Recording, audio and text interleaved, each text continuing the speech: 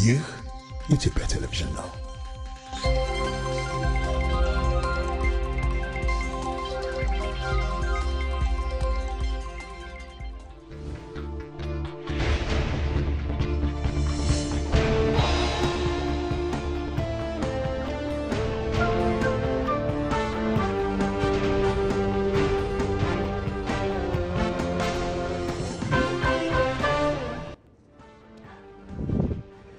እንደምን አምሽታችኋል። የግንቦት 4 ቀን 2017 ዓ.ም የምሽቱን ኢቲቪ ዜና 57 ይዘን ቀርበናል። ከምሽቱ 12 ሰዓት እስከ ምሽቱ 3 ሰዓት ገደማ በ3 ምዕራፍ ተከፋፍሎ በቀጥታ ስርጭት ወደ እናንተ የሚደርስ ይሆናል።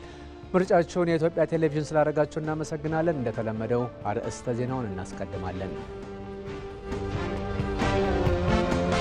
አርዕስተ ዜናም የአረንጓዴ አሻራ መርሃ ግብር በጅማ ዞን ለሚገኙ ወጣቶች የሥራ ዕድል የፈጠረ እንደሆነ የዞኑ ግብርና ጽሕፈት ቤትም አስታወቀም።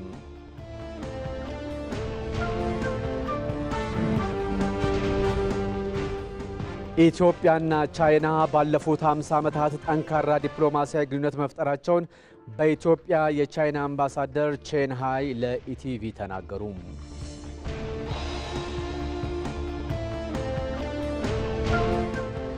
ከውጭ የዜና ምንጭ አሜሪካና ቻይና በመካከላቸው የነበረውን ከፍተኛ የታሪፍ መጠን ከ115 በመቶ በላይ ለመቀነስ ከስምምነት ላይ መድረሳቸውን ይፋ አደረጉ።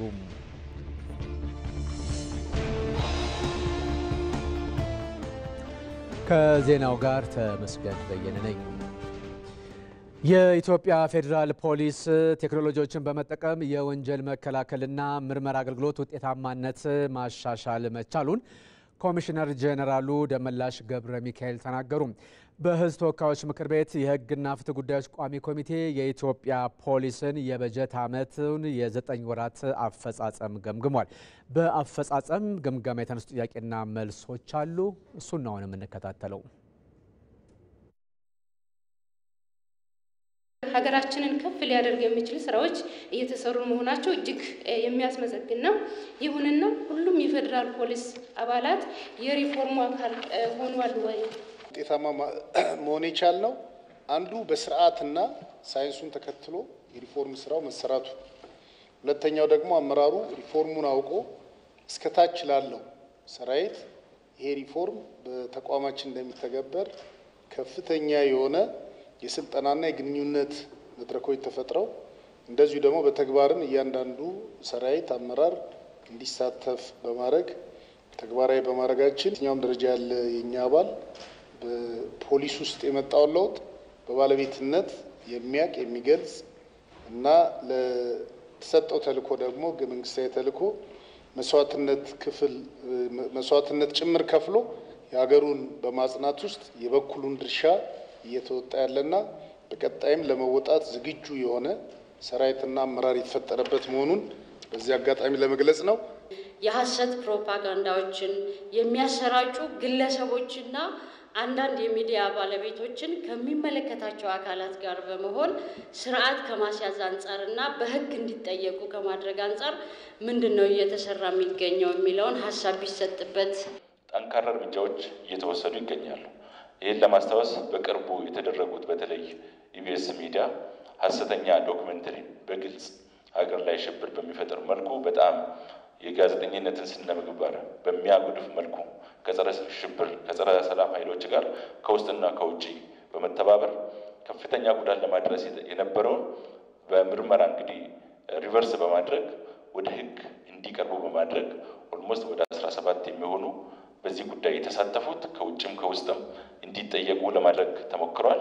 እነሱ ብቻ ሳይሆን በተለይ መከላከያን መስራት አድርጎ አገር እንድትበተን ዋናው የዚህ ሀገር ጠንካራ ተቋም ይህችን ሀገር በደንብ አንድ ላይ አድርጎ ዋጋ እየከፈለ የሚሰራውን ተቋም ለማፍረስ የተለያዩ ፕሮፓጋንዳ ስራዎችን ሲሰሩ የነበሩትን አባላት የተለያዩ እድሜ ደረጃ ያሉ ሰዎች ጭምር ሲያደርጉ የነበሩትን ወደ ሕግ አቅርበን እንዲቀጡም ጭምር አድርገናል። ስለዚህ በእነዚህ ጉዳዮች ላይ ምንም እንኳን በወደ ሰፊነት የሚሰሩ ነገሮች ቢኖሩም በዚህ ወንጀል ላይ የሚሳተፉትን ፖሊስ ከፍትህ ሚኒስቴር ጋር በመሆን ለወደፊትም የህግ በላይነትን ለማረጋገጥ በስፋት የሚሰራ መሆኑን እንግዲህ ማንሳት ይቻላል ማለት ነው። የፋይናንስ ንግድ ነክ ወንጀሎች የምርመራ መዝገብ አፈጻጸም በመቶኛ 74 በመሆን ዝቅተኛ መሆኑን መገንዘብ ተችሏል።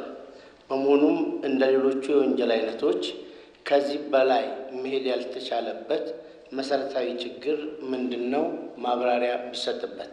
በተለይ የዚህ የሞባይል ባንኪንግ ወንጀሎች እጅግ በጣም በርካታ የሆኑና ከጊዜ ወደ ጊዜ እየጨመሩ የሄዱ እንደ ፌደራል ፖሊስም እስከ ክቡር ኮሚሽነር ጀነራል ድረስ የተለያዩ የባንክ ፕሬዝዳንቶችን በመጥራት የወንጀሉን አሳሳቢነት ለነሱ በመግለጽ በቴክኖሎጂ የመጡ ወንጀሎች ስለሆኑ እንዴት መቀነስ ይቻላል የሚለውን ሁሉ ውይይት የተደረገበት ሁኔታዎችን ምቹ ሁኔታዎች ጥረት ተደርጓል።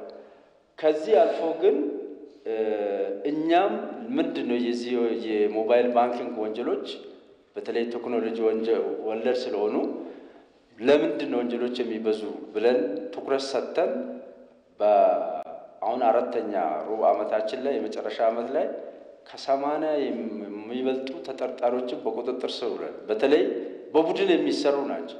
ከምትከፍሉት ዋጋ አንፃር ህዝቡን ከሚያነሳቸው አንፃር እነዚህ ወንጀሎች ምን ላይ ነው ያሉት የሚለው እንደ ፌደራል ፖሊስ ያጠናችሁት ካለ እሱ ላይ ሐሳብ ቢሰጥበት።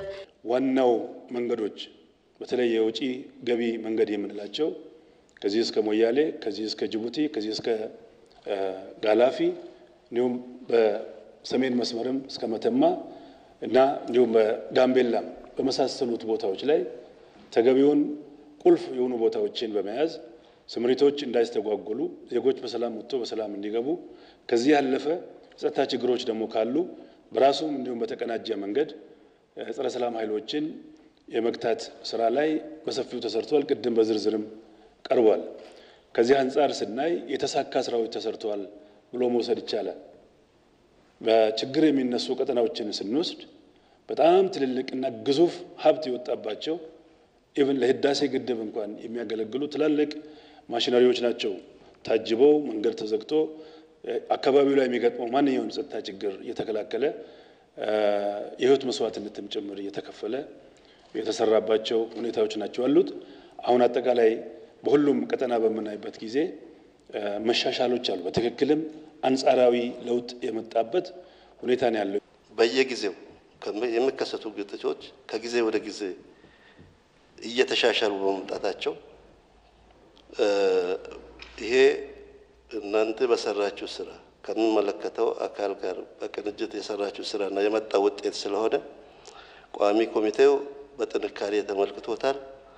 በአጠቃላይ ወንጀልን በመከላከል የህግ የበላይነትን ለማስከበር የፖሊስ ኃይላችን ውድ ህይወቱን ጭምር እየከፈለ በመሆኑ ከራስ በላይ ለህዝብ የኖረ ኃይል በመሆኑ ቋሚ ኮሚቴው በጥንካሬ ብቻ ሳይሆን እውቅናም ይሰጣል ማለት ነው።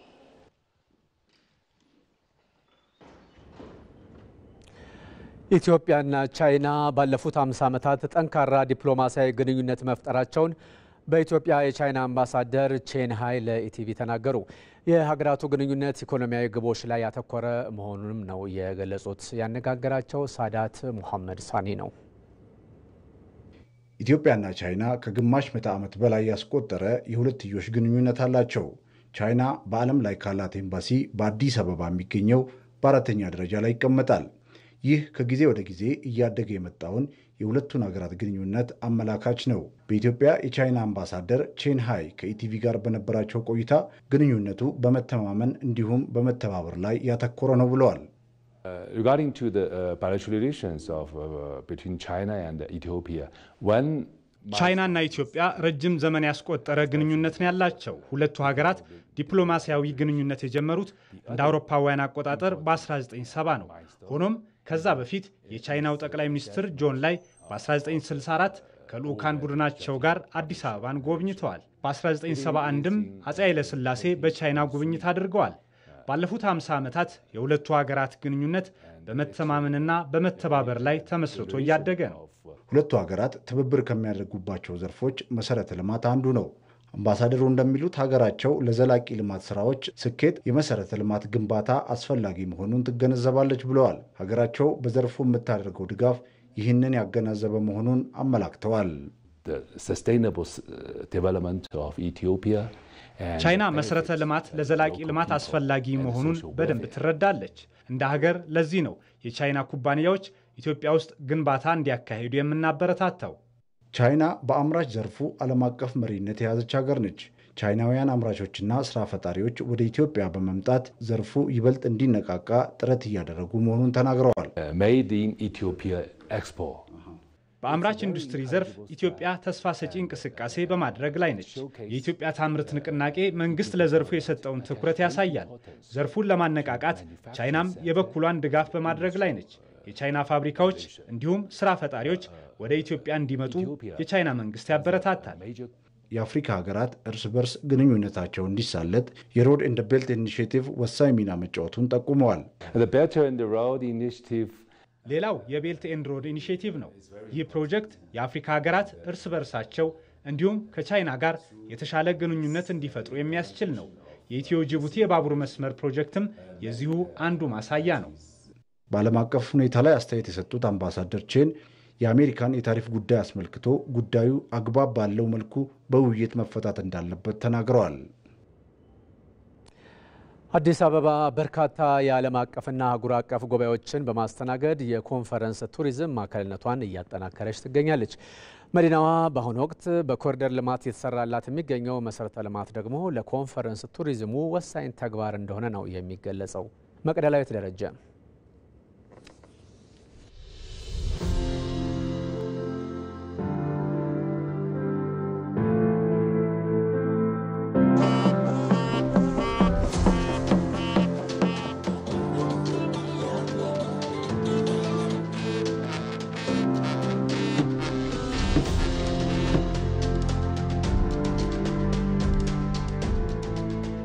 አዲስ አበባን የኮንፈረንስ ቱሪዝም ማዕከል ለማድረግ የተለያዩ ስራዎች እየተሰሩ ይገኛሉ። ከቅርብ ጊዜያት ወዲህ ደግሞ መንግስት ቱሪዝምን አንዱ ሴክተር አድርጎ አበክሮ እየሰራበት ነው የሚገኘው። አዲስ አበባ ከተማን በኮሪደር ልማት በማዘመን ለነዋሪዎችም እንዲሁም ደግሞ ለቱሪስቶችም ምቹ የማድረግ ስራዎች በተለያዩ ምዕራፎች እየተሰሩ ናቸው የሚገኙት። አሁን የምንገኘው ከተለያዩ የዓለም ሀገራት እንዲሁም ደግሞ ከኢትዮጵያም ወደ አዲስ አበባ የሚገባበት የኢትዮጵያ አየር መንገድ የአውሮፕላን ማረፊያ መግቢያ ላይ ነው። የኢትዮጵያ አየር መንገድ እንግዲህ ለቱሪዝም ዘርፉ ትልቅ አስተዋጽኦ እያደረገ ይገኛል። ከተለያዩ የዓለም ሀገራት የሚገኙ ቱሪስቶችን ወደ ኢትዮጵያ በማጓጓዝ የኢትዮጵያን ታሪክም በማስተዋወቅ የቱሪዝም መዳረሻዎችን የበለጠ በማስተዋወቅ ትልቅ ድርሻ እየተወጣ ነው የሚገኘው። የኮንፈረንስ ቱሪዝም እንግዲህ በርካታ ሀገራት እየተገበሩት ያላቸውን የተፈጥሮ ሀብት፣ የቱሪዝም ሀብቶች፣ የቱሪዝም መዳረሻዎቻቸውን የሚያስተዋውቁበት አንዱ ዘርፍ ነው።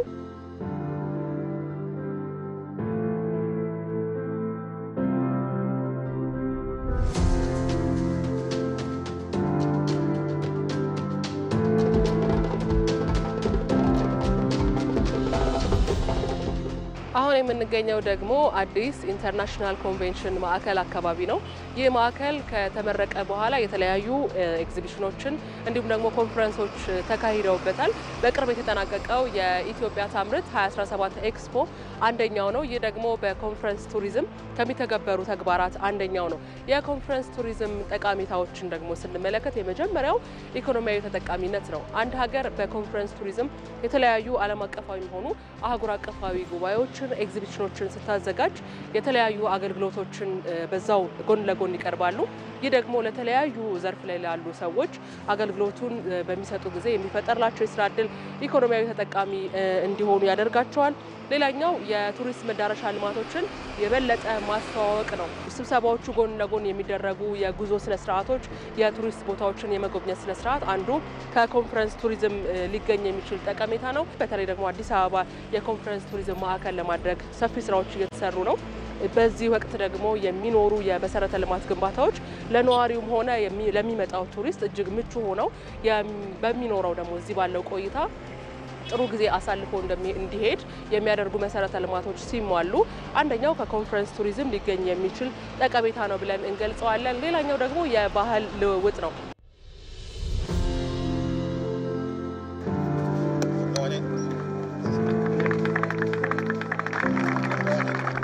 እንደ አውሮፓውያን አቆጣጠር ከ2024 ሐምሌ ወር ጀምሮ አዲስ አበባ ኢትዮጵያ በርካታ ዓለም አቀፍና አህጉር አቀፍ ጉባኤዎችን አዘጋጅታለች። ለአብነት ለመጥቀስ ያህል የመጀመሪያው የአፍሪካ የከተሞች ፎረም፣ የአፍሪካ የመከላከያ ሚኒስትሮች ጉባኤ፣ ሶስተኛው የማይንቴክስ እና ቴክኖሎጂ ጉባኤ እንዲሁም ደግሞ የካፍ ጉባኤን በአብነት መጥቀስ እንችላለን። የዓለም ሀገራት ምን ያህል የኮንፈረንስ ቱሪዝምን እየተጠቀሙበት ነው የሚለውን ደግሞ ስንመለከት ስፔን፣ ታይላንድ፣ ሲንጋፖር፣ ኳላላምፖርን በአብነት መጥቀስ እንችላለን። እኚህ ሀገራት የቱሪስት መዳረሻቸውን ለማስተዋወቅና በጣም በርካታ የቱሪስት ስራዎችን ለመስራት የኮንፈረንስ ቱሪዝምን እየተጠቀሙበት ይገኛሉ። አዲስ አበባንም የኮንፈረንስ ቱሪዝም ማዕከል ለማድረግ በሚሰራው ስራ የበለጠ ጥቅም እንዲገኝ የበለጠ ዘርፉ እያደገ እንዲሄድ ደግሞ በባለሙያዎች መታገዝ አስፈላጊ መሰረተ ልማቶች እንዲሟሉ መደረግ ደግሞ የሚጠበቅ ነው የሚለውን የባለሙያዎች ሀሳብ ነው። ከዚሁ ጉዳይ ጋር በተያያዘ በአዲስ ቀን የዜና ዝግጅታችን የሀገር ጉዳይ ላይ እንግዳችን የነበሩት የኢትዮጵያ ኮንቬንሽን ቢሮ ኃላፊ አቶ ጌትነት ንጉሴ የቱሪዝም እንቅስቃሴን ለማሳደግ የከተሞችን እድገት ማፋጠን እንደሚገባ ነግረውናል። ወደ ቢዝነስ ቱሪዝም ስንመጣ ከቢዝነስ ቱሪዝም መካከል በተለይ ማይስ የሚሏቸው አራቱ ኮምፖነንቶችን ስናስብ አርባን ላይፍን ወይም የከተሜነትን ቱሪዝም የሚፈልግ ነው። ስለዚህ በኢትዮጵያ ውስጥ ያሉት ከተሞች ለቢዝነስ ቱሪዝም ምቹ ናቸው ወይ? ያስፈልጋሉ ወይ? የቢዝነስ ቱሪዝሙን ተሳታፊዎች የቆይታ ጊዜ ያራዝማል ወይ? ጤነኛ የቱሪስትን ገንዘብ ማስቀረት ማለት የቆይታ ጊዜውን ማራዘም ስለሆነ የሚያስፈልጉት አገሩ ላይ ሆኖ የሚያስፈልጉት የህይወት ፊኖሚናኑ ወይም የህይወት ዑደቱን ፉልፊል የሚያደርግበትን ሁኔታ እዚህም ማግኘት አለበት። ስለዚህ ምንም ውድ ቢሆንም ሪቫታላይዜሽን ማድረግ አርባናይዜሽንን ወይም ከተማን እንደገና ማከተም ውድ ቢሆንም ግን በጣም በርካታ ታሪካዊ ባህላዊ እሴቶች ያሉበት አካባቢ በመሆኑ እነሱን በመጠበቅ እንደገና ከተማውን አርባናይዝ ማድረግ ያስፈልጋል። ለዚሁ ለቱሪዝሙ ዘርፍ እድገት ተቋማዊ አሰራር መዘርጋት አስፈላጊ መሆኑንም ነው ኃላፊው የነገሩን። የሚመጡት ሃይ ሮለርስ ናቸው ወይም ደግሞ ለገንዘብ ለዋጋ ችግር የማይገጥማቸው ነገር ግን ላይፋቸው እንዲጓደል የማይፈልጉ ሰርቪሱን የሚፈልጉ ሰዎች ናቸው የሚመጡት። ቢኮዝ የቢዝነስ ትራቭለር ናቸው። አብዛኛዎቹም በራሳቸው ኪስ ላይ መጡ ይችላሉ፣ በተቋም ኪስ ሊመጡ ስለሚችሉ ከተማችን በአግባቡ የቱሪስቶችን ቆይታ ጊዜ ማራዘም የሚያስችሉ ትራዲሽናል ነን ትራዲሽናል ሰርቪሶች አገልግሎቶች መስጠት ይገባል። ለዚህ ጥሩ ኦፖርቹኒቲ አለ። በአሁኑ ሰዓት ሀገራችን ውስጥ በየክልሎቹ ጨምሮ ወደ 1000 የሚጠጉ ሆቴሎች ስታር ክላሲፋይድ ሆነዋል። አዲስ አበባ ብቻ ወደ 260 ከዛም በላይ የሚሆኑ ባለ ስታር ሆቴሎች አሉ። ሰው ነው ለውጥ የሚያመጣው፣ ሰው ነው አገልግሎት የሚሰጠው። ሮቦት እስካልተካው ድረስ ሰዎቻችን የአቅም ግንባታ ስራ በመስራት ተወዳዳሪ የሆነ ሰርቪስ ዴሊቨር ማድረግ እንዲችሉ ማስቻል ያስፈልጋል። ባለፉት ዓመታት በከተሞች ጽዱ ከባቢን ለመፍጠር የተከናወኑ ስራዎች ተጨባጭ ውጤት የታየባቸው ስለመሆኑ የተለያዩ የህብረተሰብ ክፍሎች ተናገሩ። ዘመቻው ከተሞችን ለኑሮ የተመቹ ከማድረጉም ባለፈ በአካባቢ ጽዳትና እንደዚሁም ደግሞ ውበት ላይ ዜጎች ማህበራዊ ኃላፊነታቸውን እንዲወጡ መነቃቃትን እንደፈጠረም ነው የሚነገረው። ሚካኤል ገዙ ዝርዝር አለው።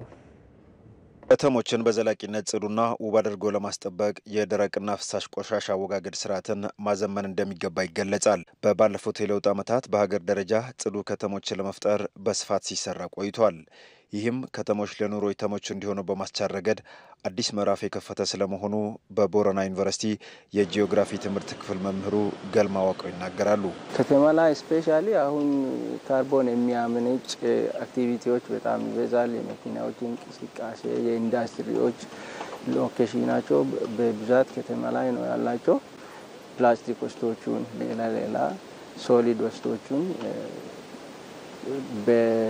በማስወገድ ከተማው ለኑሮ ምቹ እንዲሆን ማድረግ በጣም አስፈላጊ ነው። በዘመቻው ከተሞችን ለነዋሪዎች የተመቹ ለማድረግ በተከናወኑ ስራዎች በዘፈቀደ ቆሻሻ በመጣልና በመሰል ምክንያቶች ተጎድተው የነበሩ አካባቢዎች አዲስ ገጽታ እንዲላበሱ እያስቻለ ይገኛል። ሐዋሳ ላይ ያው እንደምታየው በጣም በጽዱና ውብ ናት። ይሄም የሆነችው ህዝቡ ወጥቶ በጋራ ህብረተሰቡ ወጥቶ አካባቢውን በማጽዳት ችግኝ አፍልቶ ችግኝ በመትከል አሁን ወደ ውስጥ ብሎኮች ራሱ ገብተ ብታይ በጣም ነው ደስ የሚለው። በሁሉም ከተማ ላይ ስትሄድ የተወሰነ የተሸፈነ ቆሻሻ ምናምን የነበረ ነገር ጸርቶ ከተሞችን በርክ ቁጥር አንዱ ከተማ ላይ አይታ ከተማን ለቀ ወተ ገጠር አካባቢ ሄደ ወደ ሌላ ከተማ ስትገባ ሌላ አዲስ የተጀመረ ነገር የጽዳት ውበት ስራዎች ስታንዳርድ ተበጅቶለት እየተሰራ ያለው ስራ ትልቅና ከፍተኛ ነው ማለት ይቻላል። ከግሪን ሌጋሲ አንፃር ካየን እያንዳንዱ ነዋሪ ያስፈልገኛል ብሎ በየደጁ ራሱ ያፈላ ራሱ የሚተክልበት ደረጃና ልምድ እየሆነበት የመጣበት ሁኔታ ኢትዮጵያ ወደ ገናናነቷ ሊመልስ የሚችል ትልልቅ አዳዲስ ነገሮች እየታዩ ያሉበት ሁኔታ ነው ያለ። በጽዳትና ውበት አጠባበቅ ከሚታወቁ የሀገራችን ከተሞች ሐዋሳ ተጠቃሽ ስትሆን ከቆሻሻ አወጋገድ እስከ አረንጓዴ ልማት ማህበረሰብ አቀፍ ስራዎች ባህል እንዲሆኑ ያስቻሉ ተግባራት ሲሰሩ ቆይተዋል። ሐዋሳ ከተማ ላይ የጽዳት ውበት ስራ ባህል ሆኗል። ሶሻል ሪሌሽንሺፕም እንዲፈጠር ሆኗል። ሁሉም ሰዎች ወጥተው በደቦ በ50 ሜትር ደጃቸውን 20 ሜትር ደጁ 50 ሜትር ያለው 50 ሜትር 20 ሜትር ያለው 20 ሜትር ደጁን እንዲያጸዳ የተደረገበት ሁኔታ በሶሳይቲው መሀል ትልቅ ግንኙነት የፈጠረና ባህል የሆነበት ሁኔታ አለ። አሮጌውን ነገር አስወግዶ በአዳዲስ እየቀየሩ ነው ያለው። ምክንያቱም ምንድነው አረንጓዴውን ያንዷን ደጅ ያየ ህብረተሰብ አንዱ ባህል እያደረገ እየተከተለ የሚሄድበት ሁኔታ አለ። አዲስ አበባን ተከትሎ በተለያዩ የክልል ከተሞች የተከናወኑ የሚገኙ የኮሪደር ልማት ስራዎች ለከተሞች ጽዱ ገጽታን ከማላበስ ባለፈ የአመለካከት ለውጥ ያመጡ መሆናቸው ተገልጿል። የአረንጓዴ አሻራ መርሃ ግብር በጅማ ዞን ለሚገኙ ወጣቶች የስራ ዕድል የፈጠረ ስለመሆኑ የዞኑ ግብርና ጽሕፈት ቤት አስታውቋል። በስራ ዕድሉ ተጠቃሚ የሆኑት ወጣቶች ደግሞ ኑሯቸው መሻሻሉን ነው የተናገሩት። ራሄል አብደላ ባለፉት ዓመታት ከተከወኑ በርካታ ሀገር አቀፍ ንቅናቄዎች መካከል የአረንጓዴ አሻራ መርሃ ግብር ተጠቃሽ ነው። በዚህ መርሃ ግብር 40 ሚሊዮን ችግኞች ተተክለዋል። በዚህም ሀገሪቱን አረንጓዴ ከማልበስና የአየር ንብረቱ ላይም በጎ ተጽዕኖ ከማሳደሩን ባለፈ ለበርካታ ወጣቶች የስራ ዕድልን የፈጠረም ጭምር ነው። ከድጃ አባ መጫ ትባላለች። በሸቤ ሶምቦ ወረዳ አትሮ ገፈሬ ቀበሌ ነዋሪ ናት። በአረንጓዴ አሻራ መርሃ ግብር የስራ ዕድል ከተፈጠረላቸው ወጣቶች መካከል አንዷ ናት። ከድጃ ቀደም ሲል በአቅራቢያዋ ስራ ማግኘት ባለመቻሏ ቤት ውስጥ ለመቀመጥ እንደተገደደችና አሁን ግን በተመቻቸላት የችግኝ ማፍላት የስራ ዕድል ራሷንም ቤተሰቧንም ለማስተዳደር እንደቻለች ትናገራለች። እዚህ ተቀጥሬ ስሰራ ደሞዝ እያገኘው ነው። ራሴንም ቤተሰቤንም እያስተዳደርኩ ነው። ከዚህ በተጨማሪ እዚህ ከችግኞቹ ጋር ስውል እጅግ በጣም ደስ ይለኛል። ይህ የችግኝ ማፍያ ጣቢያ እዚህ ተለፍቶ ወጣቶችን አደራጅቶ ወደ ስራ ካስገባ በኋላ አረንጓዴ አሻራ ችግኞቹን እዚህ በማዘጋጀት ወደ ህብረተሰቡ እናሰራጫለን። በዚህ ደሞዝ እናገኛለን። የምናገኘውን ገንዘብ እጠቀማለሁ። አሁን መተዳደሪያ እሱ ነው። ከዚህ በፊት ስራ ስላልነበረኝ ይህን እድል ማግኘቴ ጠቅሞኛል። ሁሉንም ነገር ማገኘው ሁሉንም ነገር የምሰራው ከዚህ የተነሳ ስለሆነ እዚህ ስራ ውስጥ ከመጣው ብዙ ነገር አግኝቻለሁ። እዚህ ስራ ውስጥ በመግባቴ ብዙ እድል ተከፍቶልኛል። ብዙ እድልም አግኝቻለሁ። የጅማ ዞን ግብርና ጽሕፈት ቤት ኃላፊ ቲጃኒ ተማም እንደገለጹት በዞኑ በአረንጓዴ አሻራ መርሃ ግብር ለበርካታ ወጣቶች የስራ እድል ለመፍጠር መቻሉን ተናግረዋል። ግብርናችን 4 ፒላሮች ነው ያለው። ከአራቱ ፒላሮች አራተኛ ላይ ያለው ስራ እድል ፈጠራ የማመቻቸት ስራ እዘን ያለ ነው። እንደ ግብም የኛውን ስራ ለማሳካት ባለው ችግኝ ጣቢያ በቋሚም በግዛዊም ብዙ ወጣቶች እዚህ ላይ ተደራጅቶ የኛውን ስራ እየሰሩ ነው። ቆንጆ ገቢም እያገኙ ነው። ቆንጆ ውጤት ነው ማለት ይቻላል። በአረንጓዴ አሻራ መርሃ ግብር በኦሮሚያ ክልል ብቻ ከ1 ሚሊዮን ለሚልቁ ወጣቶች በቋሚነትና በጊዜያዊነት የስራ ዕድል ለመፍጠር መቻሉን የኦሮሚያ ክልል ግብርና ቢሮ መረጃ ያመለክታል። ከዚሁ ዜና ጋር በተያያዘ የኦሮሚያ ክልል ግብርና ቢሮ ምክትል ኃላፊ መሐመድ ሳኒ አሚን በክልሉ ደረጃ በተያዘው ዓመት ለአረንጓዴ አሻራ መርሃ ግብሩ እየተደረገ ያለው ዝግጅት በምን ደረጃ ላይ እንደሚገኝ ነግረውናል። እንደ ኦሮሚያ ብሔራዊ ክልላዊ መንግስት የአረንጓዴ መርሃ ግብር ስራ ከተጀመርን ብዙ አመት ቆጥረናል። በዚህ በ2017ም ሰፊ እቅድ ይዘን ነው እየተሰራ ያለው። ከዛ ውስጥ ከ5.5 ቢሊዮን ችግኝ የተለያየ አረንጓዴ አሻራ የሚያገለግል ችግኞችን ለመትከል አቅደን እስከ አሁን ጊዜ ድረስ ከ4 ቢሊዮን የሚሆን ችግኞች ኦልሞስት ሁሉም ዞኖች ውስጥ እና ከተሞች ውስጥ ባለፉት ዓመታት በክልሉ 23 ቢሊዮን በላይ ችግኞች የተተከሉ ሲሆን የጽድቀት መጠናቸውም 85 በመቶ መሆኑን የኦሮሚያ ክልል ግብርና ቢሮ ምክትል ኃላፊ የሆኑት የምትከታተሉት ከምሽቱ 12 ሰዓት ላይ ጀምረውና እስከ ምሽቱ 3 ሰዓት በተለያዩ 3 ምዕራፎች ተከፋፍለው ወደ እናንተ በቀጥታ እየተሰራጨ ያለውን የምሽቱን የቲቪ ዜና 57 ነው። አሁን ሰዓቱ የአየር ሁኔታ ዘገባ የሚቀርብበት ነው። ተረኛ አቅራቢው ኃይሉ ነገሰ ተዘጋጅቶ እየጠበቃችሁ ነው። እንደምን አመሻዩ? እንደምን አመሻ ተመስገን። ይመስገን። እንግዲህ ዝናብ ጣል ጣል እያደረገ ነው እዚህ ስቱዲዮ ዙሪያ። በአጠቃላይ አሁን ያለው የአየር ሁኔታ ዘገባ ትንበያው መረጃ ምን ያሳያል? በቀጣይ 3 ቀናትስ ምን ይጠበቃል? አመሰግናለሁ ተመስገን። በዛሬው ዕለት በሰሜን፣ በምዕራብ፣ በመካከለኛው፣ በምስራቅ እና በደቡብ የሀገራችን አካባቢዎች ላይ የዳመና ሽፋን ነበራቸው። ከዚሁም ጋር ተያይዞ በአዲስ አበባ፣ በባህር ዳር፣ በጅማ ዝናብ ተመዝግቧል። በነገ ዕለት በልግ ዋነኛና ሁለተኛ የዝናብ ወቅታቸው በሆኑት የሀገራችን አካባቢዎች ላይ እንደዚሁም በሰሜንና በሰሜን ምዕራብ የሀገራችን አካባቢዎች የዳመና ሽፋን ይኖራቸዋል። ከዚሁም ጋር ተያይዞ ምዕራብ አማራ፣ በሁሉም የኦሮሚያ፣ የሶማሌ፣ የማዕከላዊ ኢትዮጵያ፣ የደቡብ ኢትዮጵያ፣ የደቡብ ምዕራብ ኢትዮጵያ፣ የሲዳማ፣ የጋምቤላና የቤኒሻንጉል ጉሙዝ ክልል ዞኖች በብዙ ቦታዎቻቸው ላይ ከቀላል እስከ መካከለኛ መጠን ያለው ዝናብ ያገኛሉ። በተጨማሪም በኢሉባቦር፣ በጅማ፣ በሸካ፣ በከፋ፣ በሀዲያ፣ በወላይታ፣ በዳውሮ እንደዚሁም በምዕራብና በምስራቅ ሐረርጌ ዞኖች ላይ በ24 ሰዓት ከ30 ሚሊ ሜትር በላይ ከባድ መጠን ያለው ዝናብ እንደሚያገኙ ሀዛዊ የትንበያ መረጃዎቻችን ያመላክታሉ። በነገ ዕለት በአንዳንድ የሀገሪቱ ዋና ዋና ከተሞችና የቱሪስት መዳረሻ የሆኑት ስፍራዎች የሚኖራቸው የአየር ሁኔታ ወላይታ ሶዶ፣ ሐዋሳ፣ ባሌ ሮቤ ዝናባማ፣ ጋምቤላ ቀላል ዝናብ፣ ጅማ ዝናባማ፣ ሞያሌ፣ ደብረ ማርቆስ ቀላል ዝናብ፣ ዲላ ቀላል ዝናብ፣ መቀሌና ኮምቦልቻ ዳመናማ የአየር ሁኔታ ይኖራቸዋል። በአዲስ አበባ በቀጣዮቹ 2 ቀናት ቀላል መጠን ያለው ዝናብ የሚኖር ሲሆን በሶስተኛው ቀን ዳመናማ የአየር ሁኔታ ይኖራል። ተመልካቾቻችን ለበለጠ መረጃ የኢንስቲትዩቱን ድረገጽ www.itomet.gov.ኢቲን ይመልከቱ። በርካታ መረጃዎችን ያገኛሉ። ተመስገን። አመሰግናለሁ ኃይሉ። ሰላም አምሽ። እኔም አመሰግናለሁ። የማክሮ ኢኮኖሚው ማሻሻያው ለውጭ ቀጥታ ኢንቨስትመንት እድገት ከፍተኛ አስተዋጽኦ እያበረከተ ስለመሆኑ የኢትዮጵያ ኢንቨስትመንት ኮሚሽን ኮሚሽነር ዶክተር ዘለቀ ተመስገን ገለጹ። ኮሚሽነሩ ከኢዚያ ጋር ባደረጉት ቆይታ የኢትዮጵያን ኢንቨስትመንት እምቅ ሀብቶችን የማስተዋወቁ ስራ በስፋት ሲሰራ እንደቆየም ነው የገለጹት። ኢንቨስት ሊደረግባቸው የሚገባቸውን ዘርፎች በማስተዋወቅ የውጭ ቀጥታ ኢንቨስትመንትን ለማሳደግ በተሰራም ስራ ተጨባጭ ውጤት መመዝገቡን ነው የተናገሩት። እንደ ኮሚሽነሩ ገለጻ የገቢና ወጪ ንግድ እንደዚሁም የጅምላና ችርቻሮ ንግዱ ለውጭ ባለሀብቶች መከፈቱም ትልቅ እድል እንደሚፈጥር ነው የተናገሩት።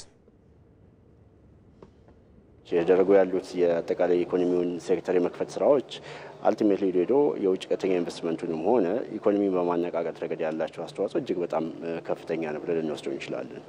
ለምሳሌ አንዱ ከተከፈቱት ሴክተሮች ውስጥ የወጪ ንግድ፣ የገቢ ንግድና የጅምላና ችርቻሮ ንግዱ ነው በዚህ ማዕከል የተከፈተው። ስንመለከት ከዚህ በፊት በጣም ዝግ ከመሆናቸው የተነሳ በእርግጥም ሀገር እንደ ሀገር መጠቀም የሚገባትን በርካታ ጥቅሞችን ሳትጠቀም ቆይታለች። የኢትዮጵያ ኢንቨስትመንት ኮሚሽነሩ የሀገር ውስጥና የውጭ ባለሀብቶች በኢትዮጵያ በተለያዩ መስኮች ኢንቨስት እያደረጉ ስለመሆናቸውም ጠቁመዋል። በኢትዮጵያ ኢንቨስት ለሚያደርጉ ባለሀብቶች የሚደረገው ድጋፍ ተጠናክሮ እንደሚቀጥልም ነው ያረጋገጡት።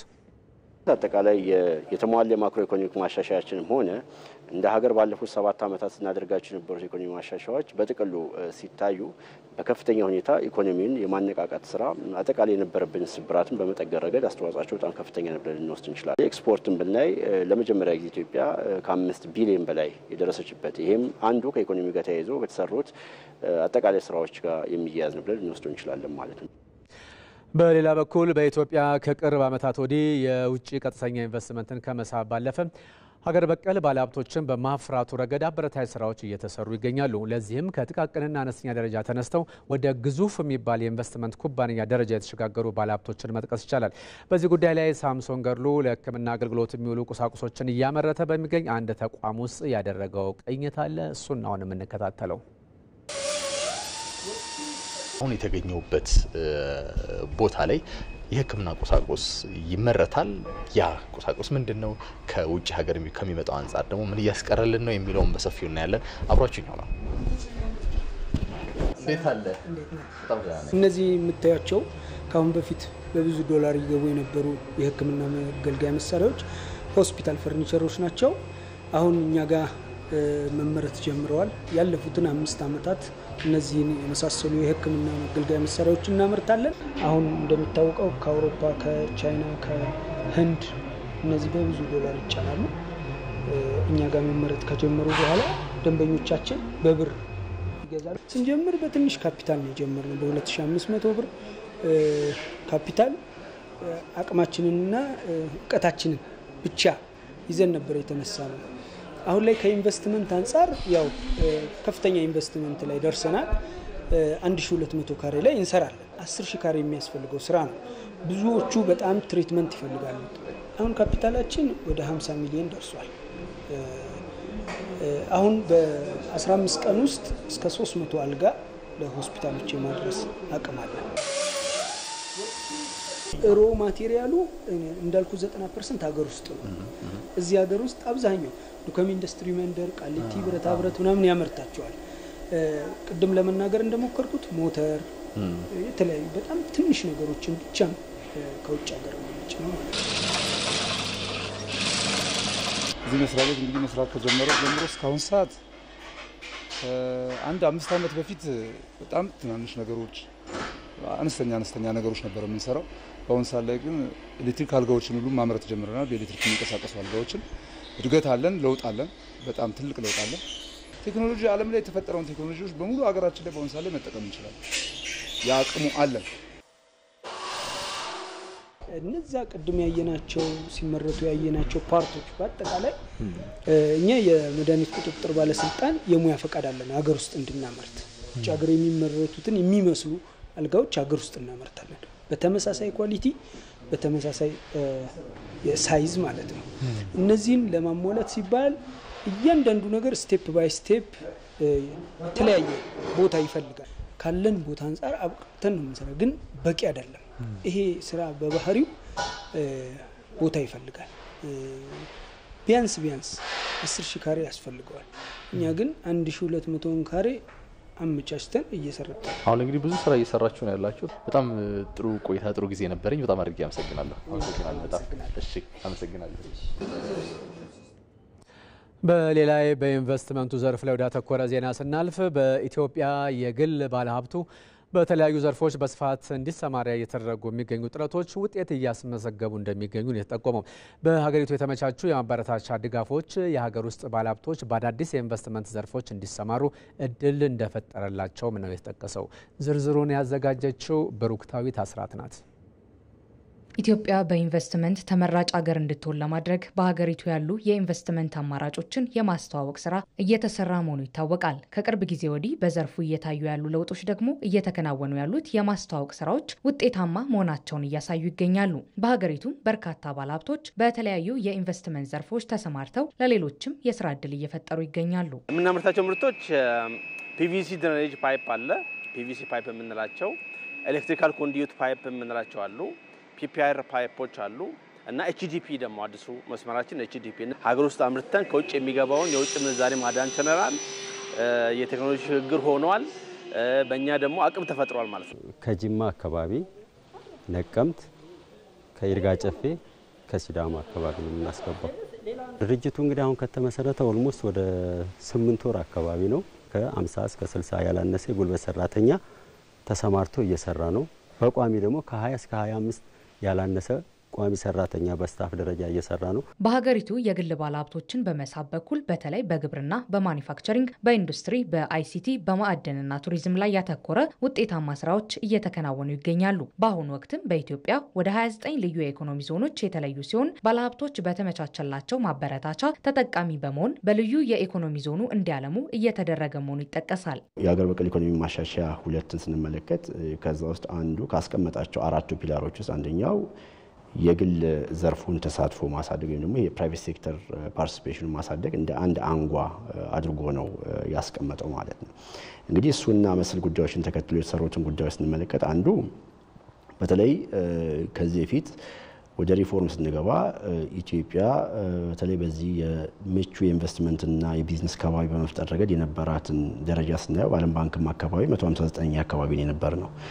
ይሄ በግልጽ የሚነግረን ነገር ኢትዮጵያ ውስጥ እውነት ለመናገር ቢዝነስ ለማከናወን አስቸጋሪ ነበር ማለት ነው። 159ኛ ማለት ምቹ የሆነ የኢንቨስትመንትና የቢዝነስ ከባቢ አልነበረም ተብሎ ሊወሰድ ይችላል ማለት ነው። እሱን ተከትሎ እንደሚታወቀው በክቡር ጠቅላይ ሚኒስትራችን የዚህ የኢዝ ኦፍ ዱይንግ ቢዝነስ ኢኒሺዬቲቭ በፈረንጆች 2018 አካባቢ ኢኒሺዬት ተደርጓል ማለት ነው። እሱን ተከትሎ ደግሞ በርካታ እውነት ለመናገር አይነኩም የተባሉ በተለይ ኢንቨስትመንቱን ንግዱን አጠቃላይ ሊደግፉ የሚችሉ የህግ የፖሊሲና የአሰራር ማሻሻያዎች ሲደረጉ ቆይቷል ማለት ነው። አጠቃላይ የኢትዮጵያን እምቅ አቅሞች የምናስተዋውቅበት መንገዱ ከተለመደው አግባብ መለየት አለበት የሚል ሲሪየስ ስራ ሰርተናል ማለት ነው። ይሄ እንደ ኮሚሽን የምንኮራበት ስራ ብለን ከምናስባቸው ጉዳዮች አንዱ አጠቃላይ የኢትዮጵያን እምቅ አቅም የምናስተዋውቅበት መንገድ መቀየር መቻላችን ምን ማለት ነው። ከውጭ ባለሀብቶች ባለፈ ለሀገር ውስጥ አልሚዎችም ማበረታቻዎችን በማዘጋጀት ድጋፍ እየተደረገ ይገኛል። ከውጭ የዜና ምንጭ የያዝነው ዜና ደግሞ የአሜሪካና የቻይናን የንግድ ልውውጥ ይመለከታል።